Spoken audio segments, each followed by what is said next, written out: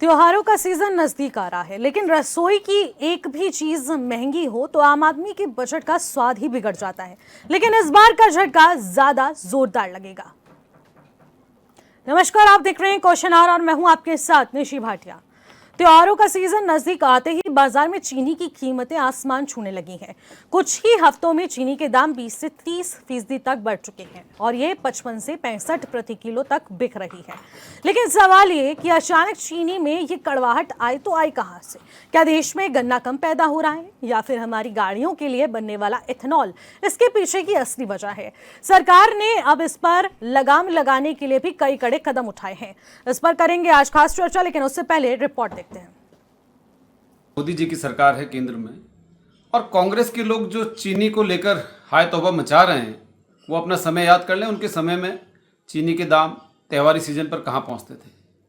लेकिन हमारे देश के यशस्वी प्रधानमंत्री आदरणीय नरेंद्र मोदी जी दूरगामी सोच रखते हैं।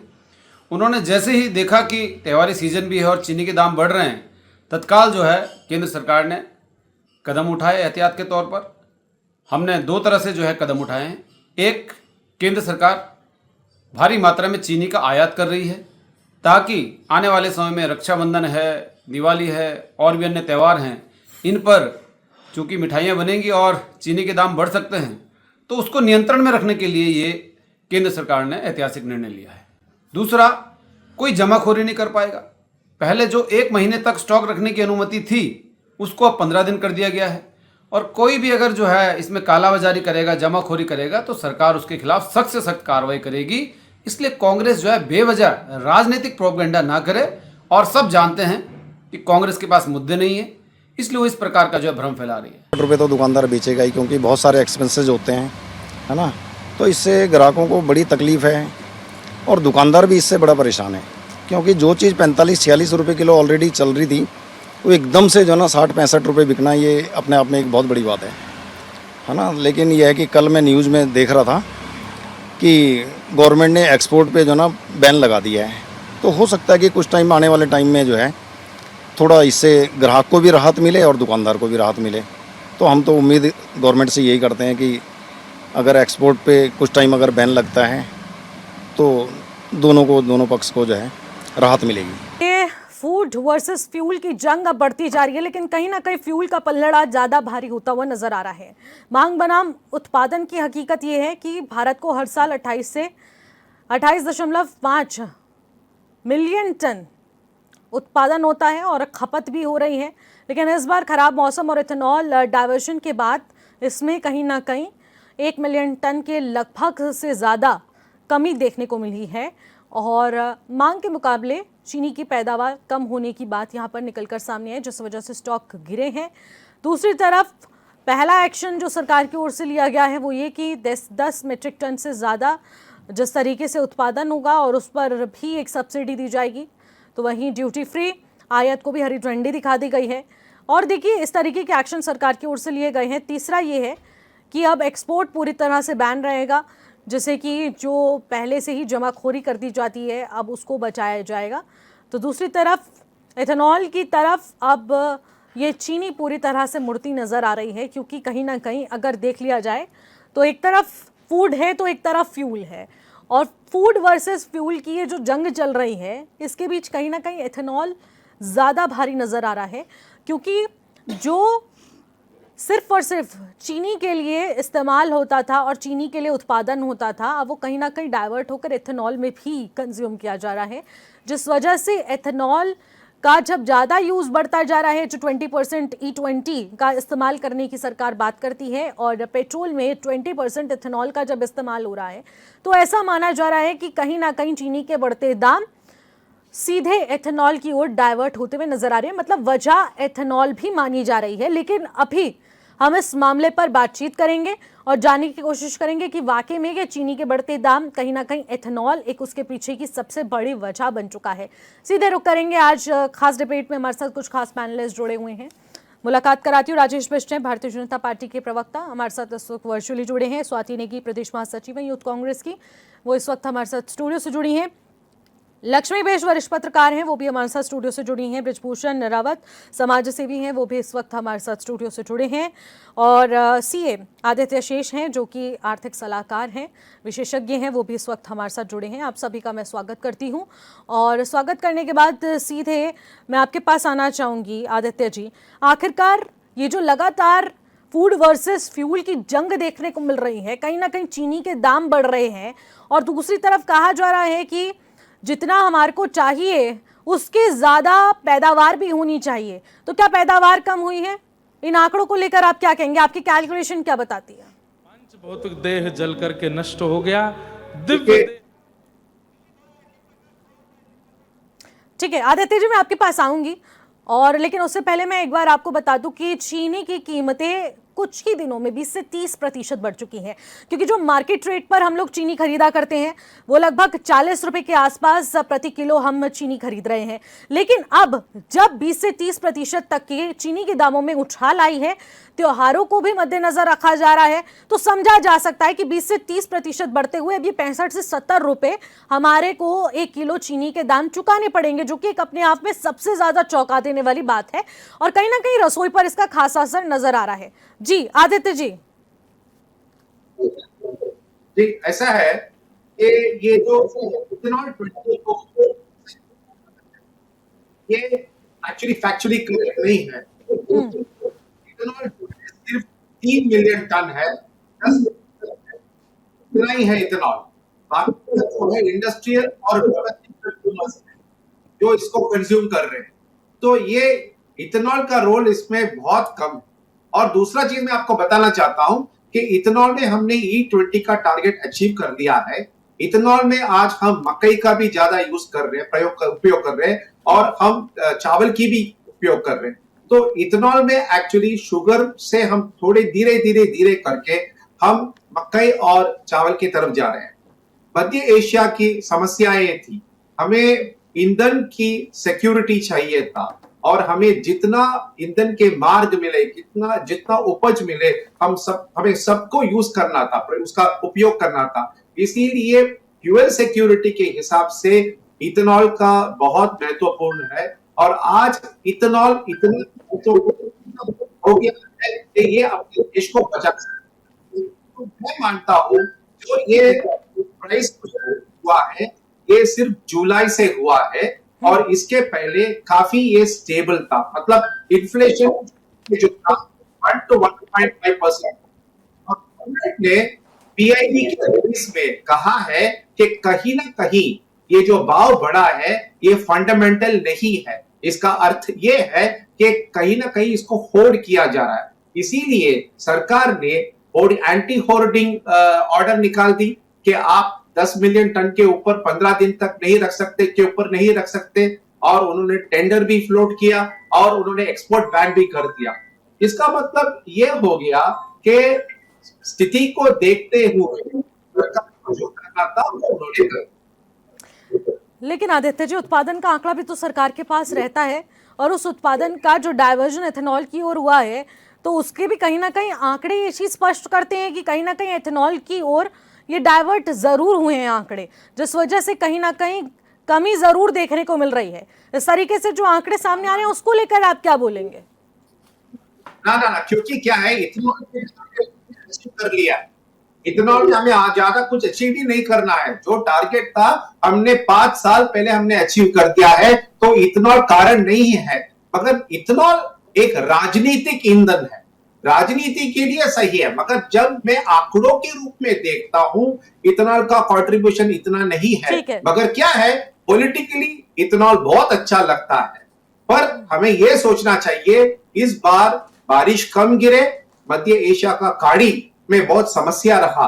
इन सबको जब परिप्रेक्ष्य में आप रखते हो, आप संपूर्ण तरीके से देखते हो, मेरे ख्याल से गवर्नमेंट जो है फूड वर्सेस फ्यूल के बीच जो डेलिकेट बैलेंस है वो लेते जा रही है। और तो मेरे ख्याल से और जो डायनामिक प्रायोरिटाइजिंग है, पहला उन्होंने कंज्यूमर को प्रायोरिटी दिया है, फिर इंडस्ट्रियल और जो इथेनॉल है वो कंजम्पशन। अगर आप इन आंकड़ों में देखोगे तो इंडस्ट्रियल कंजम्पशन 60-65% है, जो आपके केक में लगता है, जो आपके कॉन्फेक्शनरी में लगता है, इस सब में इसका ज्यादा उपयोग होता है।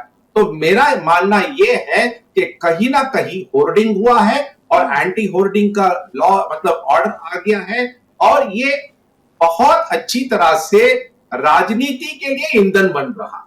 ठीक है, राजनीति में किस तरीके से इस ईंधन का उपयोग हो रहा है I-20 का, और चीनी के दाम जो इतने बड़े हैं, इस पर भी जवाब लेंगे। राजेश मिश्र जी, जरा बताइएगा, आखिरकार चीनी के दामों में इतनी कड़वाहट कैसे आ गई है? जी देखिए, जिस प्रकार से हमारे विद्वान सामाजिक कार्यकर्ता यहाँ बैठे हैं, उनके द्वारा अपनी बात बहुत ही विस्तारपूर्वक रखी गई है और मैं बहुत सहमत हूँ उनकी बात से। सहमत इस रूप में हूँ, जब हमने एथनॉल को और चीनी को, जहाँ फ्यूल वर्सेस फूड हमने कर दिया, इसके कंपैरिजन को हमें समझने की आवश्यकता है। जैसे प्रायोरिटी पे उन्होंने बताया कि एथनॉल की आवश्यकता फ्यूल के लिए इस भारतवर्ष में, जैसे हम लोग ये क्रूड ऑयल को वहाँ से आयात कर रहे थे और आयात करने के बाद जिस तरह से उसके दाम देश दुनिया के जगह जगह वैश्विक रूप से बढ़े हैं, और भारत के अंदर जब हम रेट्स को देख रहे हैं तो बहुत कम रेट्स के साथ हमारे लोगों के साथ ईंधन मुहैया हो रहा है। और जब हम उसको हम चीनी के साथ जोड़ रहे हैं, तो मेरे को यह समझ आ रहा है, जो मैं पढ़ पाया हूं, उसमें एथनॉल बनाने के लिए सिर्फ चीनी की जरूरत नहीं है, उसके अलावा मक्के की और अनाज की, इनके भी जरूरत से वो एथनॉल की आवश्यकता पूरी की जा सकती है। और चीनी यानी गन्ने की आवश्यकता, जिस गन्ने की आवश्यकता से एथनॉल बन रहा था, उसमें 12% जो हिस्सेदारी पहले गन्ने के माध्यम से एथनॉल बनने में थी, अब वो घटकर 9% हो गई है। तो ये बात हमारे को समझनी होगी कि एथनॉल में जो बार बार गन्ने की उपयोगिता को बता के मक्के की और अनाज की हिस्सेदारी को खत्म किया जा रहा है, तो वो बिल्कुल सही नहीं है। पॉलिटिकली ये बात बोलने के लिए ठीक होगी कि एथनॉल की वजह से चीनी के दाम बढ़ गए हैं।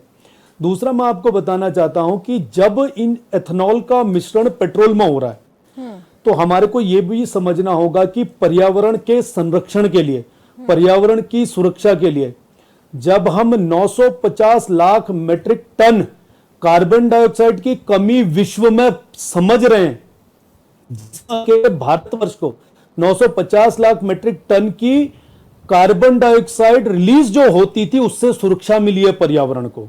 ठीक है। दूसरी इंपॉर्टेंट बात, जो हमारे इस देश के अन्नदाता हैं किसान, जिनके जो आमदनी के स्रोत थे सिर्फ अनाज पे सीमित थे, उसके दाम मिलते थे नहीं मिलते थे, बराबर होते थे, बढ़ते थे घटते थे, उसकी समानता 1,66 लाख करोड़ रुपए का भुगतान किसानों को इस मक्के के लिए, गन्ने के लिए और अनाज के लिए दिया जा चुका है, जो आमदनी तेल आयात करने के लिए विदेशों में 1.97 करोड़ लाख रुपए विदेशों में जो मुद्रा जाती थी, वो भारत के किसानों को मिली है।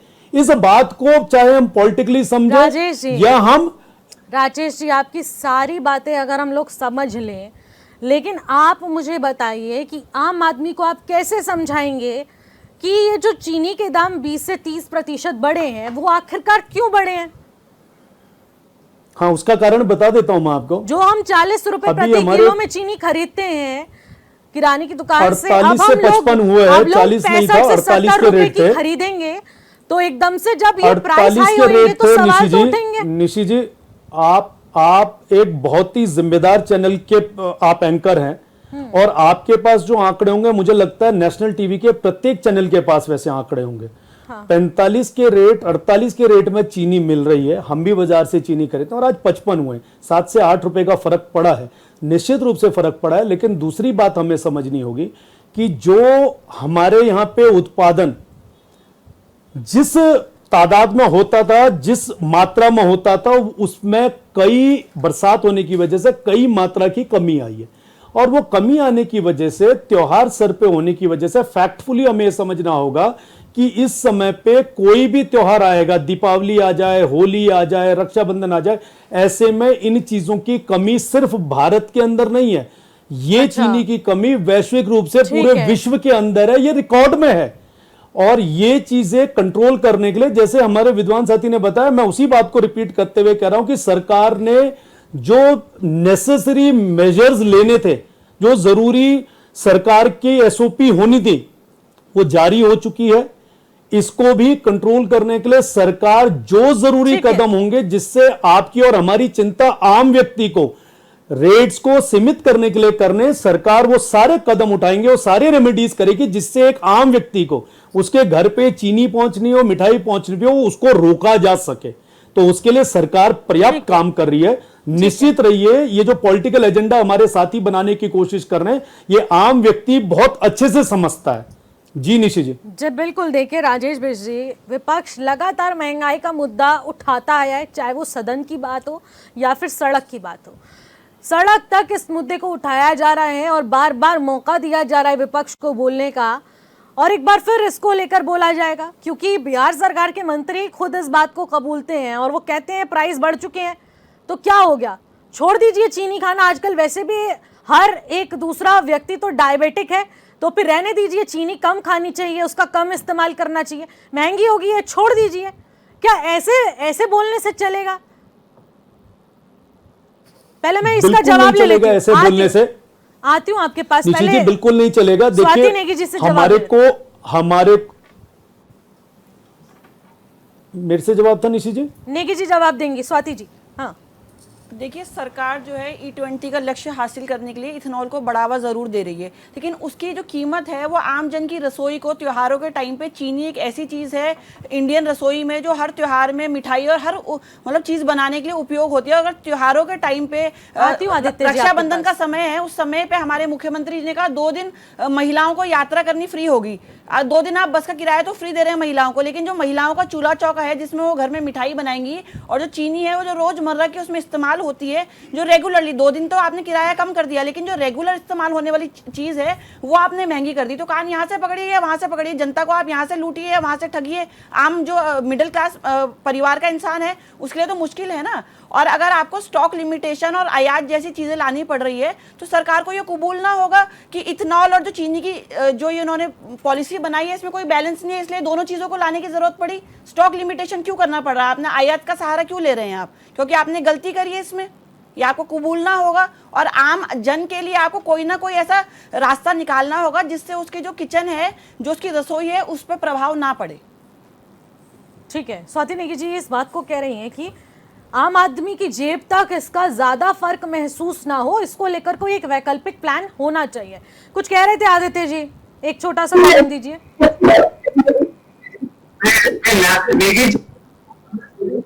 उनके ऊपर बात करना चाहता हूँ कि E20 बिल्कुल कारण नहीं है, क्योंकि E20 9 to 10% है और E20 का टारगेट हम अचीव कर चुके हैं, तो इसके ऊपर E20 पे बात करना ही नहीं चाहिए। एक अच्छा, दूसरा, E20 हमारे पास क्या कारण है? जो उत्सव के जो समय है उसके पहले NCCF के द्वारा स्टॉक रिलीज किया जाएगा। और मैं नेगी जी को ये भी बता दूं, और मैं नागरिक के रूप से नेगी जी को बता रहा हूं, मुझे अच्छी तरह से याद है मेरे बचपन में शुगर नहीं मिलता था, हमें राशन की दुकान पे जाकर शुगर लेनी पड़ती थी क्योंकि प्राइवेट स्टॉक्स नहीं थे।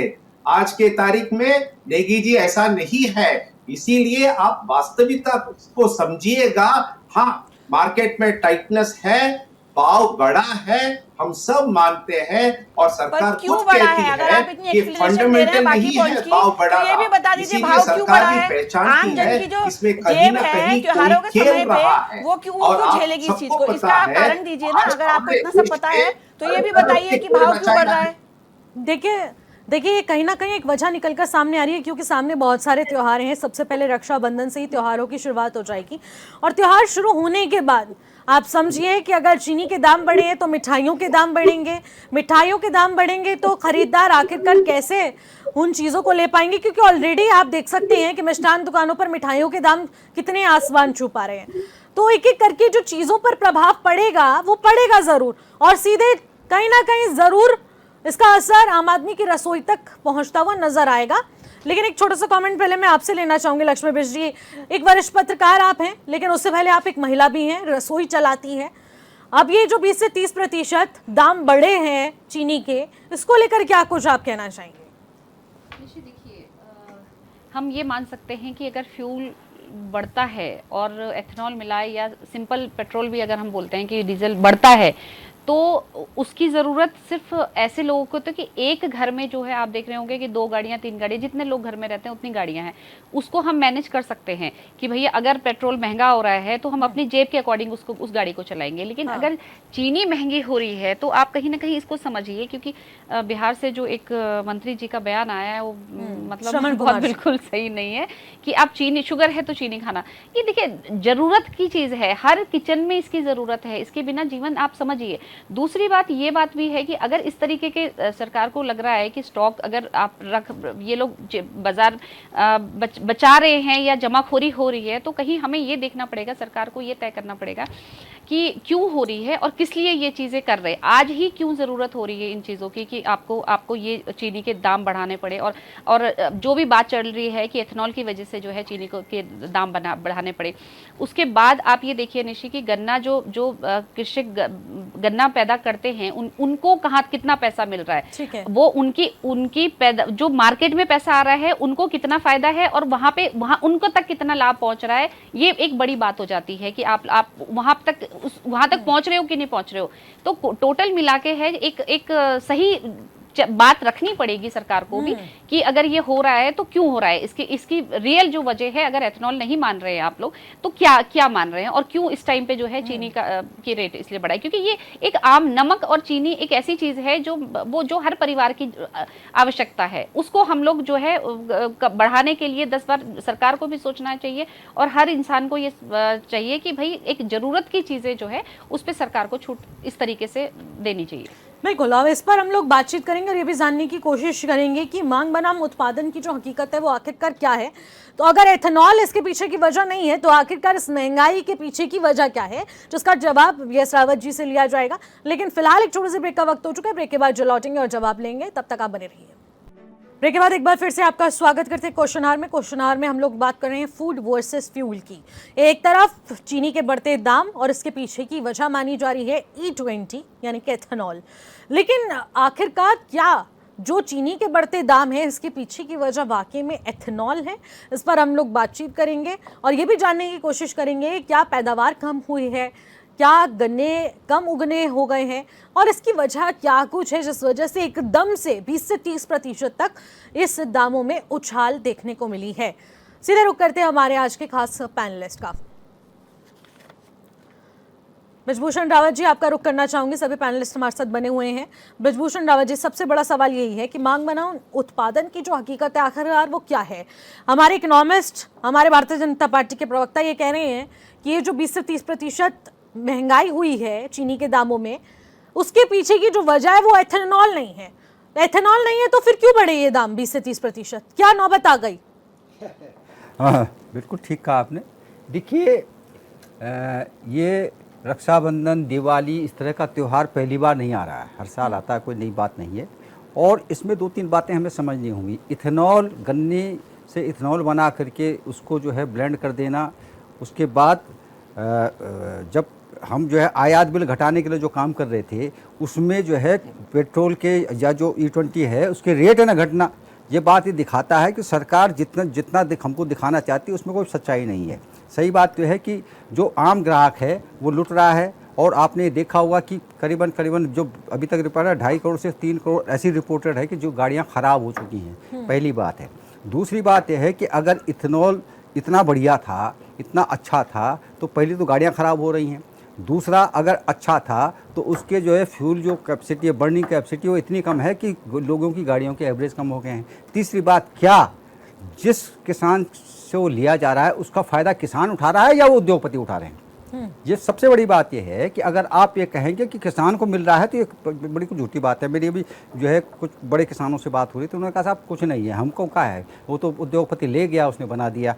तीसरी बात ये है कि उसके साथ साथ क्या आप अगर गन्ने से इथेनॉल बना रहे हैं और आपने अभी कहा, राजेश जी का बयान था कि साहब 12% से 9% पे आ गए, ठीक है मान लिया हमने, 2-3% कम हो गया, लेकिन क्या उसके साथ में आपने ये नहीं किया कि कुछ जो प्रभावशाली लोग हैं उन्होंने उसमें शराब बनाना भी शुरू कर दिया? ये भी बात प्रकाश में आई है।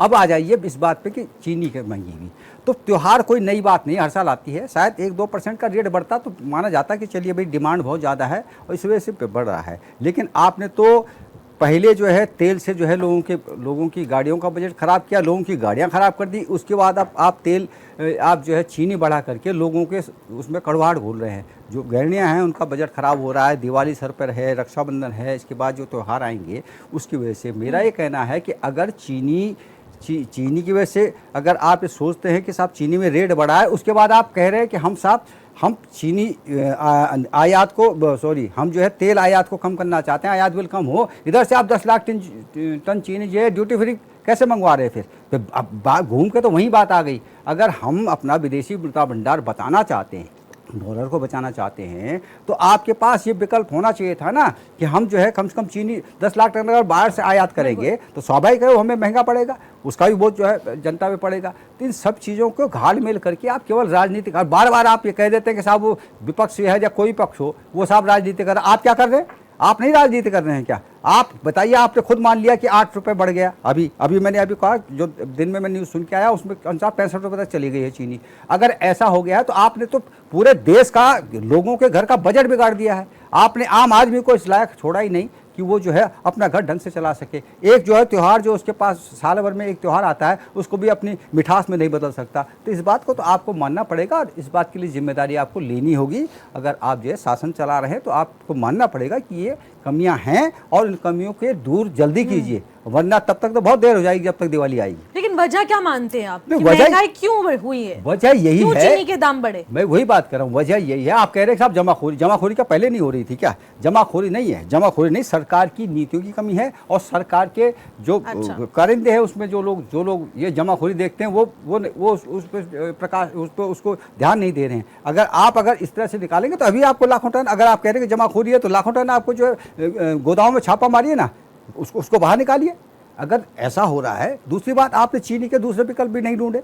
अगर आप ऐसा था तो किसान को अगर आप चाह रहे थे तो इथेनॉल से अगर जो कुछ होगा, मैंने तो ये सुना है कि साहब जहाँ इथेनॉल बन रहा है वहाँ किसानों की फसलों पर बड़ा बुरा प्रभाव पड़ रहा है। वहाँ के धुएं से जो होता है वो कार्बन निकलता है, उसकी वजह से बहुत, हाँ अभी मैंने देखा था झारखंड की तरफ या आसाम की तरफ जो है बहुत बुरी हालत है।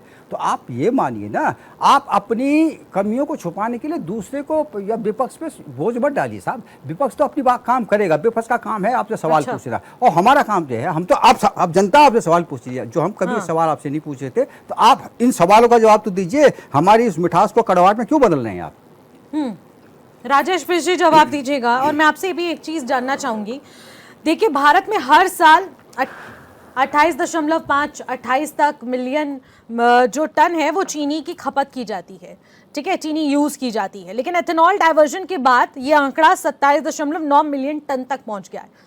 आखिरकार कहाँ गए ये बीच के आंकड़े, मैं आपसे सीधे जानना चाहूंगी। और मैं ये जानना चाहूंगी कि अगर एथेनॉल वाकई में वजह नहीं है, जिस तरीके से चाहे आर्थिक विश्लेषक हमारे बता रहे हो या आप बता रहे हो, उनकी सहमति कर रहे हो उनके आंकड़ों की, लेकिन एज अ जिम्मेदार नागरिक मैं अगर आपसे पूछूं तो ये कहाँ जा रहे हैं बीच के आंकड़े, और ये एथेनॉल डाइवर्जन के बाद ही इतना कम क्यों देखने को मिल रहा है ये आंकड़ा? पीछे का रीजन क्या है? देखिए आप ये की बात नहीं कर रहा हूँ मैं, एक सामूहिक बात कर रहा हूँ। जितने साथी हमारे यहाँ बैठे हुए हैं इसको समझना ऐसे है। देखिए निशी जी, मैं एक किसान परिवार से हूँ, हाँ। और जब मैं खेती करता हूँ ना तो इस महत्वाकांक्षा से वो खेती करता हूँ कि अगर मैंने 1 बोरी आलू लगाया है तो ये आलू पिछले साल में 10 कट्टे बने थे पिछली बारी की खेती में, तो इस बारी की खेती में 11-12 या समकक्ष 10 बने। लेकिन अतिवृष्टि हो जाती है, जानवर खेती को बर्बाद कर देते हैं, सूखा पड़ जाता है, या किसी भी संभावना में जो कृषि से संबंधित चीजें हैं उसकी संभावनाओं को हम सीधे सीधे एक फिक्स आंकड़े के साथ कर दें कि यार ये एक फैक्ट्री है, फैक्ट्री में हमने ये चीज डाली और इतना ही इसका निर्यात या आयात होना, ये बड़ी असंभव सी चीजें होती हैं। नकारात्मकता का कोई जवाब नहीं हो सकता है। 2-3 चीजें फैक्ट्स के साथ हमने बताने की कोशिश की है। अब बात उसको यह है कि उस बात को कितनी गंभीरता से हम समझने की कोशिश करते हैं। एक बात तो ये होती है कि हमने 2 आंकड़े आपको दिए कि जिस चीनी के निर्यात, आयात, उत्पाद हम जिसकी बात कर रहे थे और एथेनॉल के साथ हम जोड़कर कह रहे हैं कि 12% जिस हिस्सेदारी को गन्ने के साथ जोड़ा जाता था वो हिस्सेदारी 3% कम हुई है। और इस वर्ष, पिछले वर्ष हम जहां सूखे की बात कर रहे थे पूरे देश के अंदर, इस वर्ष आपने महसूस किया होगा कि भारत के प्रत्येक हिस्से में सबसे अधिक समय तक अतिवृष्टि हुई है।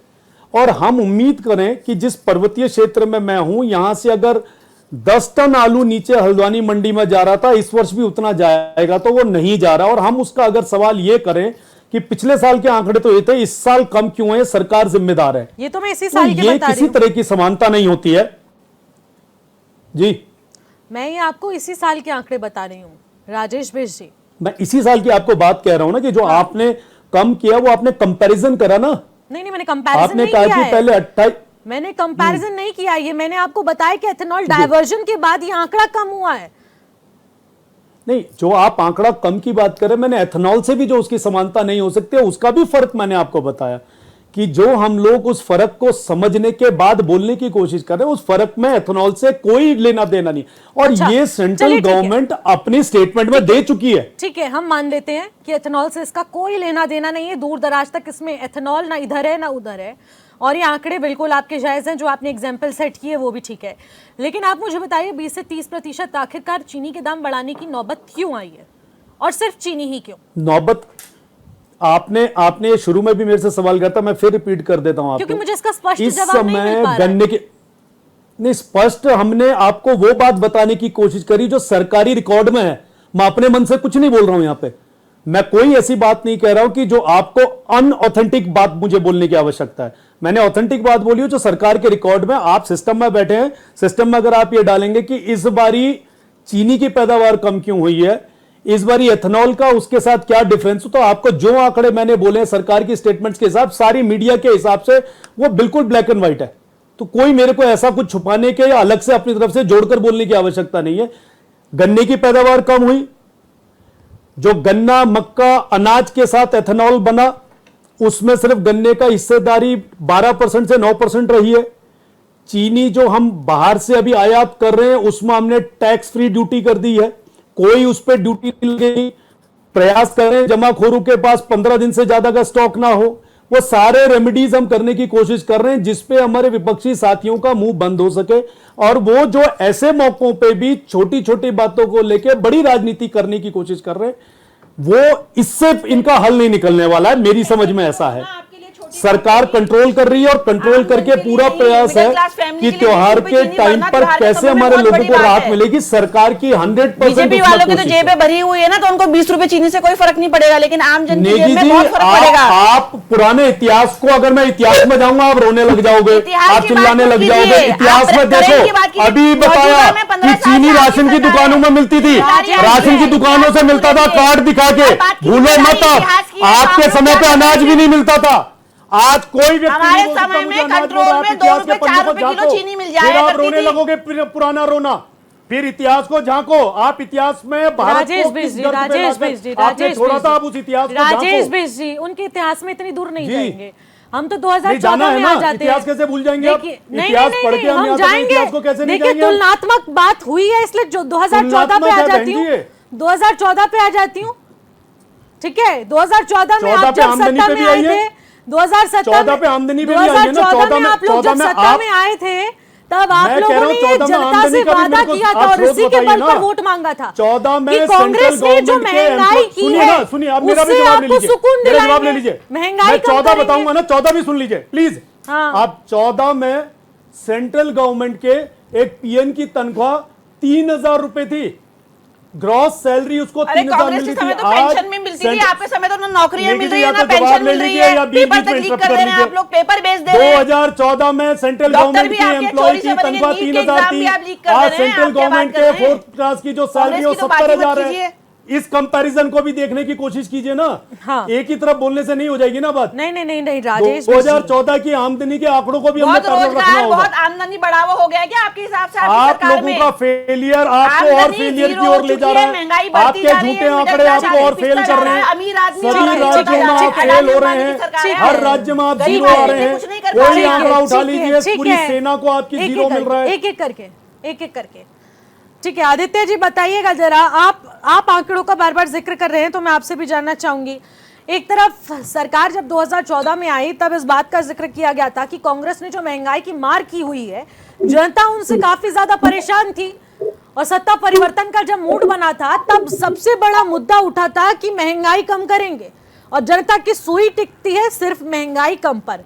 अब जब सरकार सत्ता में आ गई है तो महंगाई का दम इतना बढ़ता जा रहा है कि 20 से 30% अचानक से दाम बढ़ा दिए जाते हैं। जहां 40 रुपए मिल रही है चीनी, जाते जाते दुकान तक पहुंचे, खबर आई तो वहां पर 70 रुपए 65 रुपए की चीनी खरीद कर लानी पड़ रही है। ऐसा होगा क्या? निश्चित जी ऐसा है।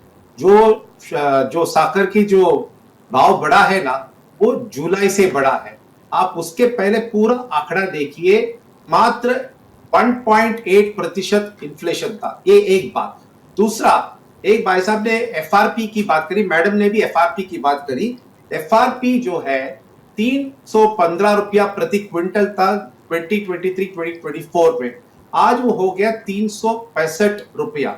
इसका अर्थ ये हुआ कि आज हमारे किसान एफआरपी में कहीं ज्यादा कमा रहे हैं। पर्याप्त नहीं है मगर बेहतर है। दूसरा, मैं कहना चाहता हूं कि E20 के कारण हम 44,000 करोड़ रुपया हमने बचाया, और शुगर इंपोर्ट के कारण हमने 4,000 रुपया हमने खर्च किया। मतलब इसका अर्थ ये हुआ कि 40,000 करोड़ बचा। और मैं ये भी कहना चाहता हूं कि आज के तारीख में एक किसान के पास काफी विकल्प है। वो बिहार के किसानों ने इस गए एक साल में मकई से इथेनॉल के कारण उन्होंने अच्छी तरह से कमा लिया है। आज किसान प्रोडक्ट मिक्स की बात करता है, आज किसान कैश क्रॉप्स की बात करता है, हर्बल प्रोडक्शन की बात करता है।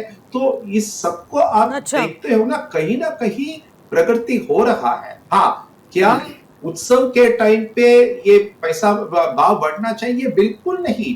और मैं मानता हूं और मैं सरकार से कहूंगा कि एनसीसीएफ से आपको जो भी स्टॉक रिलीज करना है आप कराइए, ताकि हमारे जो रक्षाबंधन है, हमारे है, क्या बने। ठीक है, ठीक है। स्वाति नेगी जी क्या कुछ कहना चाहेंगी? देखिए, अब तो कह दिया गया है कि अब एथेनॉल के जो दाम ये जो चीनी के दाम है वो बढ़ गए। अब क्या करेंगे आप? त्योहार सिर पर है। देखिए, करना तो बीजेपी को चाहिए, क्योंकि सत्ता में बीजेपी, और महंगाई भी एक मुद्दा थी जिसे लेकर बीजेपी सत्ता में आई कि कांग्रेस बहुत महंगाई कर रही है। कांग्रेस ने सिलेंडर 400 को 450 कर दिया, अब तो इन्होंने 1100 कर दिया है। अब चीनी की बात है, मोदी जी कहते हैं सोना महंगा हो गया, सोना पहनना बंद कर दीजिए। इनके एक मंत्री कह रहे हैं आपके चैनल में कि चीनी महंगी हो गई, सबको डायबिटीज है, चीनी खानी बंद कर दीजिए। कुछ दिनों में कहेंगे सारे पेड़ कट गए, इतना पॉल्यूशन है, बिल्कुल ऑक्सीजन साफ नहीं हो पा रही है, सांस लेना बंद कर दीजिए। तो ये कोई सॉल्यूशन नहीं है। आपको आम जन को, अगर आप पर्यावरण की इतनी चिंता करें तो आपको आम जन के लिए एक बैलेंस बनाना पड़ेगा। पर्यावरण और आम जन के किचन के बीच में एक वैकल्पिक रास्ता निकालना पड़ेगा, जिससे आम जन की जेब में ज्यादा प्रभाव ना पड़े। 45 रुपए चीनी और 65 रुपए में 20 रुपए का अंतर है। कोई जो 1 किलो चीनी लाता है, किसी बड़ा परिवार है 5 किलो, तो उसके लिए 100 रुपए का फर्क हो गया। देखिए, इनकम, आमदनी नहीं बढ़ रही है, रोजगार नहीं बढ़ रहे हैं।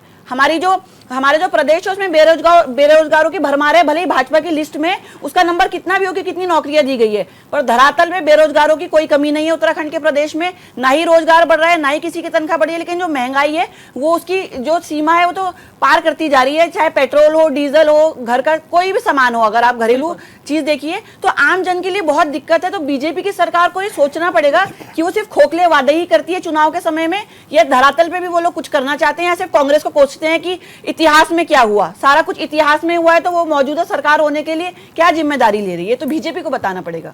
बिल्कुल। लक्ष्मण मिश्र क्या कुछ कहना चाहेंगे? अब मैं आपसे चीज़ जानना चाहूँगी कि देखिए, हम लोग इतने समय से पत्रकारिता कर रहे हैं, धरातल की तस्वीरें हमारे सामने रहती हैं, लेकिन 20 से 30% आखिरकार चीनी के दाम आज तक नहीं बढ़े, और 65-70 रुपए किलो भी चीनी आज तक कभी नहीं मिली, जहाँ तक मेरा अनुभव कहता है। निशी, अभी हमारे प्रवक्ता बैठे हैं तो वो कह रहे थे कि आंकड़ों की बात हम करें। देखो, मैं चैनल में बैठी हूँ, आप बैठे हैं, मेरे साथी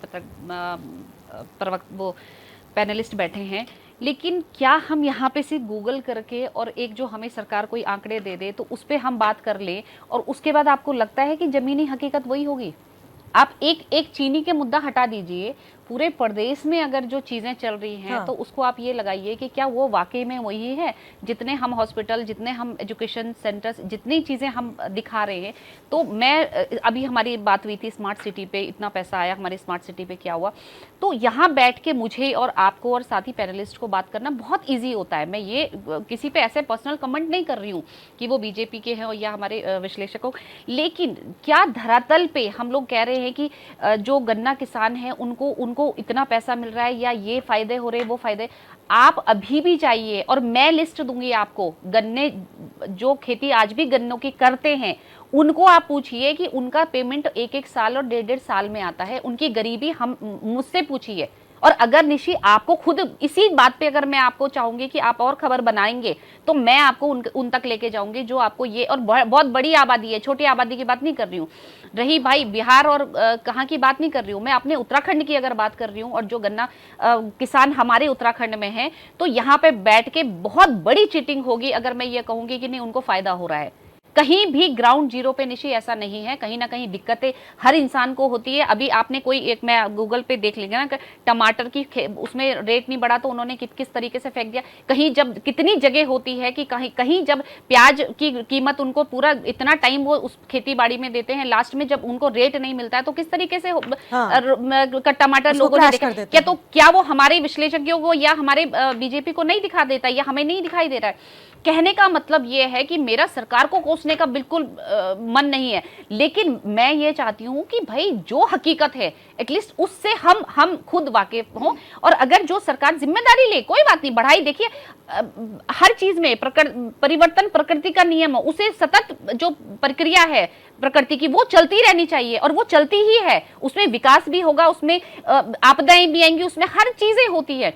लेकिन यहाँ बैठ के हम लोग सिर्फ एक चीज करना कि हम प्लस देखेंगे, वो मैं कभी नहीं मानती हूँ कि वो प्लस होगा, क्योंकि उसमें कहीं ना कहीं अगर हम आगे बढ़ रहे हैं तो कहीं ना कहीं चीजें छूट रही है और हमें उन छोटी चीजों पे ही बात करनी है। अगर हम एथेनॉल पेट्रोल नहीं खरीद रहे भाई, उसका सरकार को फायदा हो रही है, लेकिन अगर हम यहाँ से भी अगर हम बोल रहे हैं कि तो गाड़ियां वाकई में खराब हो रही है। मेरे कितने रिश्तेदार दिल्ली में रहते, मैं खुद इवन दिल्ली गई, मुझे खुद डर लग रहा था कि मैं पेट्रोल वहां से ना भराऊं, कोई ऐसी जगह से भराऊं जहां मुझे विश्वास हो कि यहाँ पे एथेनॉल नहीं मिला। तो कहने का मतलब ये कि बोलना हम लोग यहाँ पे आके बहुत आंकड़े दे सकते हैं, और जो रजिस्टर्ड मेंटेन हम लोग करते हैं, सरकार आंकड़े डाल रही है। आप कितने डिपार्टमेंटों के, आज भी सरकारी डिपार्टमेंटों के अगर एड्रेस ढूंढ लेंगे तो उन्होंने अपने ही एड्रेस सही नहीं कर रखे हैं। तो क्या वो ऑथेंटिसिटी हम लोग मानते हैं कि ऑथेंटिक है? बिल्कुल। तो कई चीजें हैं जो हम लोगों को सोचनी पड़ेगी, सरकार को सोचनी पड़ेगी, उसके तह तक जाना पड़ेगा और वो चीजें समझनी पड़ेंगी। अगर महंगाई बढ़ी है तो उसका रीजन, सही रीजन दीजिए। देखिए महंगाई है, अगर कुछ चीजें नहीं हो पा रही, अगर आप ठीक है, अगर गन्ना इस बार नहीं हुआ है तो ये बोल सकते हैं कि इस बार नहीं हुआ, लेकिन ये चीजें बोलना कि जैसे कि अभी इस टाइम पे गन्ना पैदावार नहीं हुई है या नहीं, वो तो कब से नहीं, हर साल कुछ ना कुछ होता होगा। ये थोड़ी है कि अभी तक हमेशा गन्ना सही हुआ, इसी साल कम हो गया। लक्ष्मण जी बेच रही है, सभी लोग डायबिटिक हैं। हाँ, तो गन्ना वही छोड़ तो देना बहुत चाहिए, चीनी छोड़ अफसोसजनक देनी बात है कि चाहिए। इस तरीके के बयान इतने सम्मानित लोगों के पार्टी से नहीं आने चाहिए। ठीक है ब्रजभूषण रावत जी, आखिरकार क्या हर दूसरा या तीसरा व्यक्ति डायबिटिक है? चीनी के दाम बढ़ गए हैं, क्या छोड़ देंगे तो काम चल जाएगा? नहीं, पर मेरा कहना है कल ये कहेंगे साहब कि अब अन्न नहीं हो रहा है, ये नहीं हो रहा, तो तुम खाना ही छोड़ दो, तो हाँ। मतलब आप जो चाहेंगे वो कह देंगे। क्योंकि देखिए गन्ने की पैदावार कम हो, लेकिन ये जस्टिफिकेशन एक तरफ नहीं। मैं अफसोसजनक मुझे मैं प्रवक्ता हैं बीजेपी के राजेश बिज जी और आदित्य शेष जी आर्थिक सलाहकार हैं। मैं बिज जी से ये कहना चाहता हूँ, बिज जी देखिए ठीक है, आपकी राजनीतिक मजबूरियाँ होती हैं, आप जिन पदों पे आपको सौंपा गया है, लेकिन बार बार आप पिछली सरकार उसने देखिए वो क्या थे वो छोड़ दीजिए, वो बेकार थे, बिल्कुल ख़त्म थे जी। हमें कहते हैं वो कुछ भी नहीं थे। आप अपनी बात क्यों नहीं करते? आप हमेशा उनकी आड़ में क्यों पीछे छुपने की कोशिश करते हैं? आदित्य शेष जी जो हैं, आप तो आर्थिक विशेषकर, आपने जो है कि ये हो गया, ये अरे साहब कुछ नहीं हुआ। आप ये देख रहे हैं कि गडकरी जी के उतने उन्होंने जितने बयान दिए वो सारे वो एक बार गायब हो गए। अब वो सामने नहीं आते, बुरा मत मानिएगा, माफ़ कीजिएगा, मैं आपको चैलेंज नहीं कर रहा हूं, लेकिन इस बात के लिए चैलेंज कर रहा हूं कि अगर कुछ हो रहा है तो उस पर आपकी टिप्पणी बिल्कुल सटीक होनी चाहिए। आपको हमको लगना चाहिए कि राष्ट्रीय अंतर्राष्ट्रीय स्तर पे जो है कोई विश्लेषण करके आप हमको बता रहे हैं। हमारे बिष्ट जी हैं, बिष्ट जी ठीक है, आप अपने इतना कम हो गया। हर साल जो है फसलों में उतार चढ़ाव होता है, जिस साल बहुत ज़्यादा होता है उस साल हो जाता है, लेकिन फिर बाद में अगर अचानक कोई घटना हो जाए तो उसमें कह देंगे साहब ये हो गया। जमाखोरी कौन कर रहा होगा? या तो जो चीनी बना रहे हैं चीनी मिल वाले कर रहे होंगे।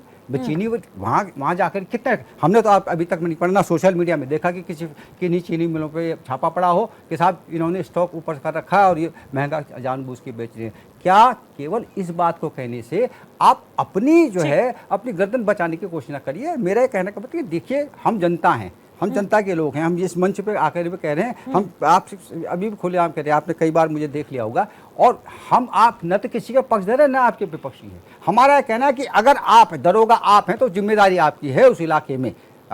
अगर दूसरा आप कहते हो पहले वाला तो अरे वो तो था साहब, आप अपनी बात कीजिए, आप क्या कर सकते हैं। तो हमारा कहना है कि अगर कोई चीज कमी हो रही है ये अपने स्वीकार कीजिए, और जिसको कितने दिन में आप ठीक करवाएंगे ये भी तय कीजिए ना। दिवाली और रक्षाबंधन से पहले ठीक हो जाए तो फिर हम समझेंगे कि आपने कोई जो है कदम उठाने की कोशिश। बिल्कुल, देखिए ब्रजभूषण रावत जी, यहाँ पर समझने की जरूरत है और सरकार इसको लेकर क्या वैकल्पिक व्यवस्था करेगी और उस पर क्या कुछ एक नया प्लान तैयार करेगी, ये देखने वाली बात रहेगी। वरना त्योहार अगर इस तरीके से मिठाई के बिना निकलेंगे और मिठाई में जो कड़वाहट नजर आएगी इस उछलते हुए दामों की, तो कहीं ना कहीं वो आम आदमी की जेब पर भारी असर डालेगी। और इस बार बहुत जोरदार झटका 20 से 30% का लगा है। बहुत बहुत शुक्रिया सभी पैनलिस्ट का हमारे साथ जुड़ने के लिए, क्योंकि समय की कमी को देखते हुए इस चर्चा को यहीं पर समाप्त करना पड़ेगा। तो फूड वर्सेस फ्यूल की जंग लगातार जारी रहेगी, क्योंकि 20 से 30% के चीनी के दामों में उछाल देखने को मिलेगी। लेकिन इस बार त्योहार है और त्योहारों में जो मिठास की कमी नजर आएगी वो जरूर देखने को मिल सकती है, लेकिन फिर भी सरकार वैकल्पिक व्यवस्थाओं पर विचार करने की बात कह रही है। फिलहाल मुझे दीजिएगा इजाजत, नमस्कार।